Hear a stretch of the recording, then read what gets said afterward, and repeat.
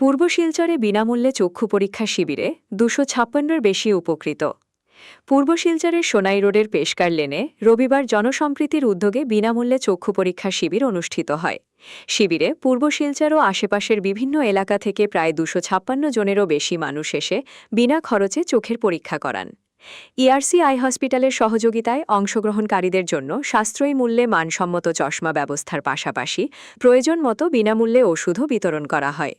জনসম্প্রীতির সভাপতি প্রসেনজিৎ দেব বলেন, সংগঠন মানুষের কল্যাণ ও সামাজিক উন্নয়নের লক্ষ্যে এই ধরনের উদ্যোগ ভবিষ্যতেও সম্প্রসারণ করবে। অনুষ্ঠানে সংগঠনের সহসভাপতি রাজেশ দাস, সহসভানেত্রী নীতা পাল, সাধারণ সম্পাদক অভিনব রায়বর্মন, সম্পাদক জুয়েল দাস, প্রাক্তন জেলা পরিষদ সদস্যা রানী রবি দাস ও অন্যান্য কার্যকর্তারা উপস্থিত ছিলেন। অংশগ্রহণকারীরা এ ধরনের জনকল্যাণমূলক শিবির নিয়মিত আয়োজনের আহ্বান জানান।